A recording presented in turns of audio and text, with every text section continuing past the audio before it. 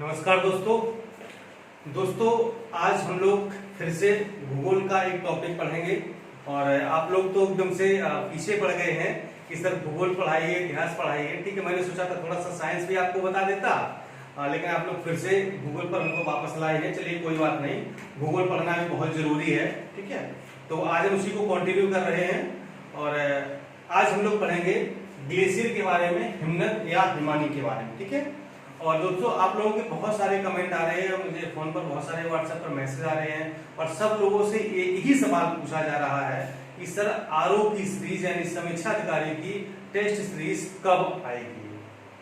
दोस्तों तो मैं आपको बताना चाहूंगा कि बीईओ की सीरीज हमारी लगभग कंप्लीट है और वो 14 तारीख तक बिल्कुल फाइनल वो हो जाएगी। ठीक है, तो इसके बाद यानी इसके बाद का मतलब समझो कि काम शुरू हो गया है। आरओ की सीरीज पर मैंने काम स्टार्ट कर दिया है, सीरीज बनना तैयार हो गई है। ठीक है, और उस पर पूरा मतलब कि थोड़ा सा भी तेजी नहीं आ पाई है और मैं जल्दी 1-2 दिन में उस पर तेजी से काम करवाता हूं।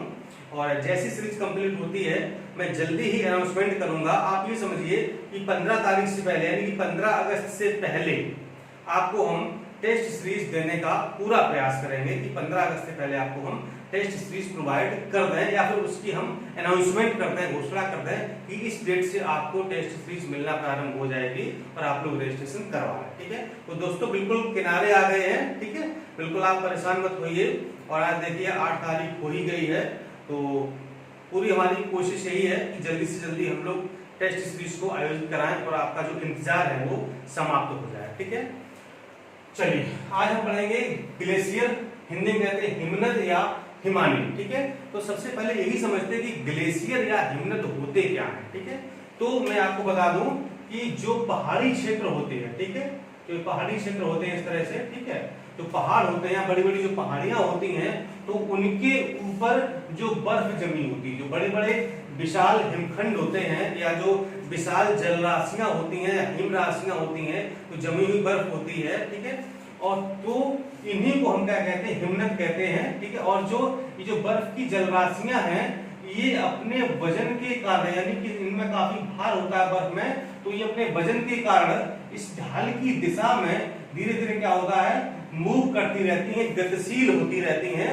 और जब ये नीचे आ जाती हैं तो क्या होता है, ये पिघल जाती हैं, पानी के रूप में परिवर्तित हो जाती हैं और फिर क्या होता है, ये एक बहाव के साथ बहने लगती हैं।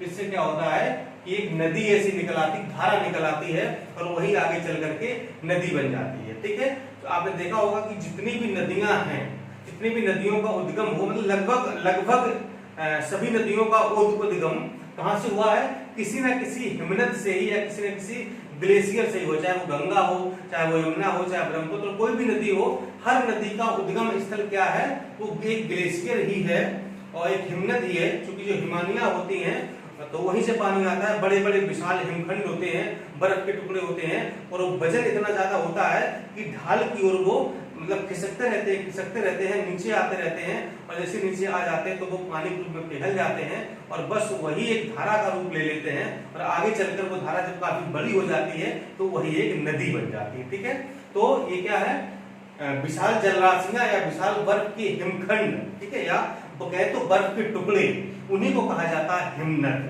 ठीक है, या ग्लेशियर कहा जाता है, जिसकी सियाचिन ग्लेशियर आपने सुना होगा कि जो हमारा सियाचिन ग्लेशियर जहाँ पर सैनिक भारत के तैनात होते हैं, सबसे बड़ा ग्लेशियर है भारत का। ठीक है, तो वहां पर क्या है, बर्फ ही बर्फ है। हो सकता है आप लोगों को, कुछ लोगों को जाने का मौका मिला होगा कि आप हिमाचल वगैरह या उत्तराखंड आप गए होंगे, मनाली वगैरह गए होंगे। ठीक है, शिमला में तो आपने देखा होगा कि बर्फ ही बर्फ जमी रहती है। ठीक है, तो इसी तरीके से वहां भी बर्फ जमी रहती है, एकदम से पत्थर या मिट्टी कुछ भी दिखाई नहीं देता है, सिर्फ बर्फ और बर्फ की होती है, बड़े बड़े विशाल हिमखंड होते हैं, उन्हीं को ग्लेशियर या हिमानिया या हिमनद कहा जाता है। ठीक है, तो आज हम इन्हीं के बारे में पढ़ेंगे कि हमारे भारत में प्रमुख कौन कौन से ग्लेशियर हैं, उनकी अवस्थिति कहां पर है, कहां पर वो स्थित हैं और उनके बारे में क्या विशेष तथ्य हैं जो परीक्षा में पूछे गए हैं या अभी पूछे जाने की संभावना है। ठीक है, तो मैंने यहाँ पर एक छोटा सा मैप बनाया है, ये हमने जम्मू कश्मीर के ग्लेशियर दिखाया आपको। ठीक है, ये देखिए आप, ये हिस्पर है, ये हिस्पर है, ये बियाफो है, ये बाल्टोरो है, ये सियाचिन है। ठीक है, ये उत्तराखंड के ग्लेशियर है, ये यमुनोत्री है, ये गंगोत्री है, ये मिलाम है, ये सतोपंथ है और ये पिंडारी है। ठीक है, ये सिक्किम के ग्लेशियर है, जेमू और लोनक, और ये दो अरुणाचल प्रदेश ग्लेशियर है, कंगटू और बिचोम। ठीक है, तो हम सबकी स्थिति जानेंगे जो प्रमुख है, क्योंकि कभी कभी क्या होता है, यही पूछ लिया जाता है कि निम्न में से कौन सा ग्लेशियर किस राज्य में स्थित है, या फिर 4 ग्लेशियर 4 राज्य होते हैं और आपको मिलाने के लिए दे दिया जाता है। ठीक है, चलिए शुरुआत करते हैं सबसे पहले हम सियाचिन की। ठीक है, सियाचिन ग्लेशियर या सियाचिन हिमनद आपने खूब सुना होगा। ठीक है, युद्ध वगैरह होता है यहाँ पर, सेना हमारी हमेशा तैनात रहती है, और भारत और चीन के बीच में इस ग्लेशियर के बारे में हमेशा विवाद बना रहता है, क्योंकि भारत कहता है ये हमारा क्षेत्र है, हमारा अधिकार है, जबकि पाकिस्तान जो है इसको स्वयं हथियाने की बात करता है, कहता है कि इस पर हमारा अधिकार है, हमारे क्षेत्र में आता है। ठीक है, तो ये सियाचिन ग्लेशियर ये जो काराकोरम आपकी श्रेणी है उस पर स्थित है, या यूं कि जम्मू कश्मीर के जितने भी ग्लेशियर हैं, ठीक है, वो सब काराकोरम श्रेणी पर ही स्थित है। ठीक है, और ये काराकोरम श्रेणी में जम्मू कश्मीर में स्थित है।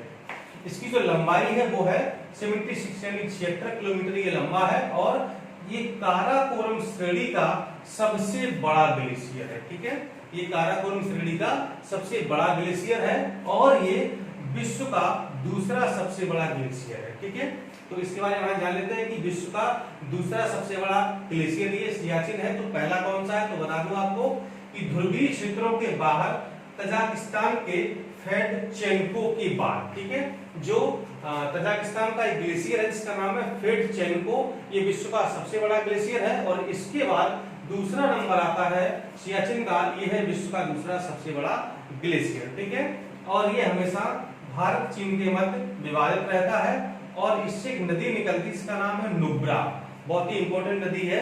ठीक है, पूछ लिया जाता परीक्षा में कि नुब्रा नदी कहां से निकलती है, तो ये सियाचिन ग्लेशियर से ही निकलती है, या सियाचिन ग्लेशियर से निम्न में से कौन सी नदी निकलती है, तो नुब्रा नदी निकलती है, याद रखिएगा। ठीक है, दूसरा जम्मू कश्मीर का ग्लेशियर बियाफो। ठीक है, बियाफो ये भी काराकोरम श्रेणी में स्थित है, और ये पीओके, जो पाक ऑक्युपाइड कश्मीर है, पाक अधिकृत कश्मीर है, ठीक है, उस क्षेत्र में जो गिलगिट वाला क्षेत्र है वहां पर है। ठीक है, जम्मू कश्मीर स्थित है। ठीक है, पीओके के गिलगिट वाले क्षेत्र में ये स्थित है। इसकी लंबाई लगभग 67 किलोमीटर है, 67 किलोमीटर है, और ये विश्व का तीसरा सबसे बड़ा ग्लेशियर। ठीक है, पहला ये हो गया, दूसरा ये हो गया, ये तीसरा विश्व का तीसरा सबसे बड़ा ग्लेशियर है। ठीक है, इसके बाद ये हिस्पर, ये भी काराकोरम श्रेणी में स्थित है, और पीओके के ये बाल्टिस्तान वाले क्षेत्र में स्थित है, यानी कि लद्दाख वाले क्षेत्र में स्थित है। ठीक है, ये गिलगिट में है, ये बाल्टिस्तान में है, पीओके में, और लद्दाख वाले क्षेत्र में ये आता है। इसकी लंबाई 61 किलोमीटर है। ठीक है, अगला है बाल्टोरो। ठीक है, देखिए इनके बारे में बहुत ज्यादा पढ़ने की आवश्यकता नहीं है। ठीक है, बस ये पूछा जाता है कि कहां पर स्थित है, किस राज्य में स्थित है, या किस पर्वत श्रेणी पर स्थित है। ठीक है, और इनके बारे में क्या विशेष जानकारी है। ठीक है, बाकी सियाचिन हो गया, और ससाइनी हो गया, और बियाफो हो गया, ये थोड़े ज्यादा पूछे जाते हैं। बाकी और बहुत ज्यादा बस पूछी जाएगी कि अवस्थिति पूछी जाएगी कि किस राज्य में वो स्थित है। ठीक है, तो बाल्टोरा ये भी काराकोरम पर्वत श्रेणी में स्थित है। ये पीओके के गिलगित बाल्टिस्तान क्षेत्र में स्थित है, यानी जम्मू कश्मीर में ये भी स्थित है, और इसकी लंबाई लगभग 58 किलोमीटर है। इसके बाद है ससाइनी, ये काफी इंपॉर्टेंट हो जाता है, ससाइनी परीक्षा में पूछा जाता है, और ये बड़ा विवादित ग्लेशियर है। ठीक है, अभी बताएंगे क्यों। ये भी काराकोरम पर्वत श्रेणी में स्थित है, ये जम्मू कश्मीर में क्षेत्र में स्थित है। ठीक है, और जो इसकी लंबाई है वो विवादित है, कई किताबों में ये डिफरेंट मिलती है। ठीक है, जैसे कि एक किताब है साविंदर सिंह की, तो वहां पर 158 किलोमीटर मिलती है। ठीक है, एक और सोर्स हमने देखा था तो वहां पर ये 17 किलोमीटर मिलती है। ठीक है, तो ये बड़ा ही विवादित है, इसलिए यहाँ पर कंफर्म लंबाई कितनी होगी ससाइनी की ये नहीं कहा जा सकता। ठीक है, और इसके उत्तर भी दो मिलते हैं। कैसे, अगर ये उत्तर प्रदेश लोक सेवा आयोग पूछता है तो सियाचिन को सबसे बड़ा मानता है, ध्यान रखिएगा, लेकिन इलाहाबाद हाईकोर्ट ने एक बार पूछा था तो उसने ससाइनी को सबसे बड़ा ग्लेशियर माना है। ठीक है, तो अब कौन सा कहा जाए, क्योंकि अब ये आरोप परीक्षा है, लोक सेवा आयोग करा रहा है, अब लोक सेवा आयोग पूछता है तो उसे सियाचिन को सबसे बड़ा मानता है। ठीक है, तो मुझे लगता है कि जब अगर लोक सेवा आयोग की परीक्षा देंगे तो हमें सियाचिन ही पहला लगाना चाहिए, सबसे बड़ा ग्लेशियर कौन सा है, सियाचिन है। ठीक है, अब इलाहाबाद हाईकोर्ट ने एक बार परीक्षा कराई थी तो उसने ससाइनी मान लिया। ठीक है, तो बड़ा विवादित है इसके बारे में, लंबाई विवादित है इसकी। ठीक है, और अगला है चोमो लुंगमा, ये भी जम्मू कश्मीर में स्थित है, इसकी लंबाई लगभग 50 किलोमीटर है।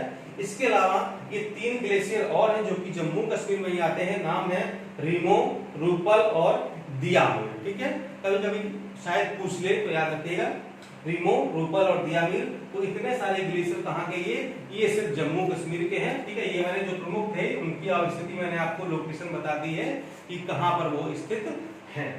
अब हम आते हैं उत्तराखंड के ग्लेशियर, यानी कि उत्तराखंड में कौन कौन से हिमनद हैं। तो एक तो है गंगोत्री। ठीक है, ये देखिए गंगोत्री है, ये उत्तराखंड के उत्तरकाशी जिले में स्थित है और गंगा नदी का उद्गम इसी ग्लेशियर से होता है। ठीक है, अगला है यमुनेत्री, ये वाला यमुना नदी का उद्गम इसी से होता है। ठीक है, और अगला है मिलाम, ये वाला मिलाम, ये उत्तराखंड के पिथौरागढ़ जिले में स्थित है। और शारदा नदी का उद्गम, यानी कि शारदा नदी को दूसरा नाम है काली गंगा। ठीक है, तो शारदा नदी का उद्गम मिलाम ग्लेशियर से ही होता है। इसके बाद है पिंडारी, ये रहा पिंडारी। ठीक है, ये उत्तराखंड की कुमाऊं श्रेणी में स्थित, हालांकि कुमाऊं श्रेणी में तो सभी स्थित हैं। ठीक है, इसके बाद चौराबाड़ी ग्लेशियर काफी इंपॉर्टेंट है। जब उत्तराखंड में 2013 की बाढ़ आई थी तो ये चौराबाड़ी ग्लेशियर का काफी अहम रोल था, इस वजह से भी बाढ़ आई थी। ठीक है, कहाँ पर स्थित है, ये रुद्रप्रयाग जिले के केदारनाथ मंदिर के उत्तर में स्थित, बहुत इंपॉर्टेंट है, प्रश्न पूछा गया है। ठीक है, कि केदारनाथ मंदिर के किस दिशा में, उत्तर में, दक्षिण में, पूर्व पश्चिम में, किस दिशा में है। तो ये उत्तराखंड के रुद्रप्रयाग जिले के केदारनाथ मंदिर के उत्तर में स्थित है। ठीक है, केदारनाथ मंदिर के उत्तर में ये स्थित है। और अगला है संतोपथ, तो इस ग्लेशियर से अलकनंदा नदी का उद्गम होता है, उत्तराखंड में स्थित है सतोपथ ये।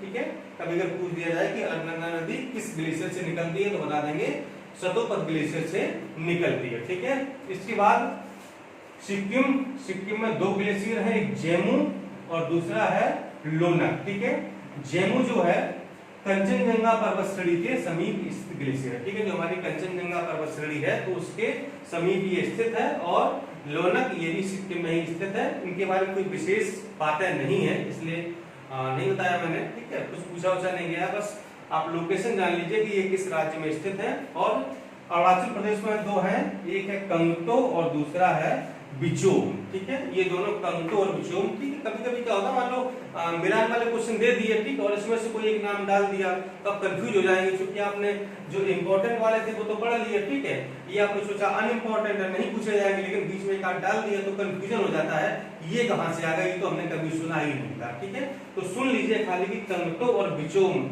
अरुणाचल प्रदेश के हैं और जेमू और लोनक ये आपके सिक्किम के हैं। ठीक है, गंगोत्री, यमुनोत्री, मिलाम, पिंडारी, चौराबाड़ी, सतोपथ ये कहाँ के हैं, उत्तराखंड के हैं। और सियाचिन, ब्याफो, हिस्पर, बाल्डोरा, ससाइमी और चोमो लुंगमा, ठीक है, ये कहाँ के हैं, जम्मू कश्मीर के। ठीक है, तो ये आपके 15-16 ग्लेशियर हैं, इनको आप जो है एक जगह कहीं नोट कर लीजिएगा, जो प्रमुख बातें मैंने आपको बता दी हैं। ठीक है, तो अगर यहाँ से आपका अगर कोई 1-2 प्रश्न आता है तो कभी गलत नहीं होता। ठीक है, काफी इंपॉर्टेंट टॉपिक है, परीक्षा में आयोग एक आध प्रश्न रख देता है, इसलिए इसको ध्यान से समझ लीजिएगा, लोकेशन भी देख लीजिएगा, अगर चाहें तो छोटा सा डायग्राम भी बना सकते हैं, तो वहां पर भी आप लिख सकते हैं इसको। ठीक है, चलिए इसके अगले वाले वीडियो हम लोग क्या पढ़ेंगे, जो उत्तर भारत का मैदान है उसके बारे में पढ़ेंगे, और इसके बाद अगले वाले में जो प्रायद्वीपीय भारत है उसके बारे में हम लोग पढ़ने वाले हैं। ठीक है, हमारी भी यही कोशिश है कि जल्दी से जल्दी सिलेबस खत्म हो चुकी, परीक्षा नजदीक आ रही है, जिस तरह से खंड शिक्षा अधिकारी परीक्षा हो रही है, ठीक है,